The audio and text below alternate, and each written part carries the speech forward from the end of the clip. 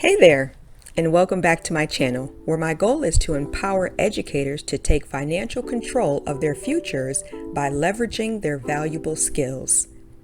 But before we get started, be sure to grab your copy of Teach Abroad, Middle East, where you get access to high-paying job boards, Middle East fun facts, resources to start and grow your teaching business, passive income, and more.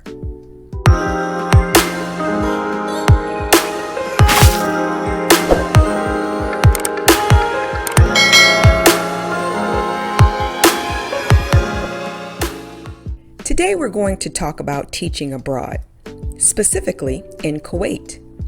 Located at the tip of the Persian Gulf and neighboring Iraq and Saudi Arabia, it's a land of extreme summer temperatures and cooler winters than other countries in the region. Kuwait has much to offer the nomadic teacher. For those who love water sports, there's fishing, boating, and diving. On land, you can camp during the cooler months and have access to various sports to play in health and beach clubs. The winter months between October and April are the most comfortable months to explore the ins and outs of the cities. There's something for everyone, from archaeological ruins, museums, and events. Even though summer temperatures regularly register higher than 100 degrees Fahrenheit, at least all the buildings are air conditioned to make survival a bit more comfortable. Cultural differences usually spring to mind when we think about the most significant divergences from daily life. There are some serious discrepancies between women and men's rights, and activism has been intense in the country in recent months and years. One group, called Abolish 153, aims to eliminate an article of Kuwait's penal code that is lax on punishments for honor killings of women. The law punishes any man who catches his wife or a female family member in any illicit activity and murders the women. He will face a fine as or insignificant as $46 or up to 3 years in prison. Crimes against travelers are relatively low, and being aware of your surroundings is sound advice for anyone, regardless of where they live or visit. And Kuwaiti people are typically warm and welcoming towards Westerners. Aside from the significant cultural differences, one of the biggest shocks you might experience is how much trash piles up on some of the streets. Instead of taking the time to dispose of things properly, you might see people chuck their garbage right out the window. Again, might be rare and random depending on where you are within the country. While there are certainly some socio-political challenges associated with teaching in Kuwait, it can still be a very enriching experience. Kuwait is one of the wealthiest countries in the world, primarily due to oil supplies and exports. This is one of the things that makes Kuwait a desirable country to teach in the salaries. A wealthy country can typically attract talent with higher wages, and Kuwait remains a tax-free country to add an even more lucrative benefit. Further culture shock is eased with the existence of several expatriate social groups and organizations. The regular gatherings and involvement with charity projects are a great way to feel connected when separated from everything you know. Like some other Middle Eastern countries and provinces, teaching contracts are likely to include housing, health insurance, and an annual free round-trip flight home. Arrangements may also include paid utilities, transportation to and from your job location, tuition allowances for your children, or bonuses for reaching the end of a contract. Base salaries for teaching positions range between $2,000 US and $4,000 US per month. Private schools tend to pay the most, with salaries reaching closer to the high end. Public language centers typically have a smaller budget, topping off at or around $3,500 US per month. Private tutoring is an excellent supplemental income and will pay between $30 to $50 per hour.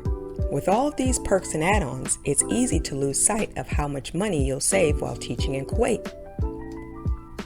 Your only expenses will likely be food, personal items, and entertainment. Additionally, the local currency, the dinar, is one of the strongest currencies out there, with an exchange rate of 1 KWD to more than 3 US dollars or euros. Any money you can keep saved up should trade up when going home. As for the requirements to be considered for contract placement, here's what you'll need to bring to the table: a Bachelor of Arts or a Bachelor of Science degree. Have your work visa prepared in advance, although there are some agencies that will help you get this done.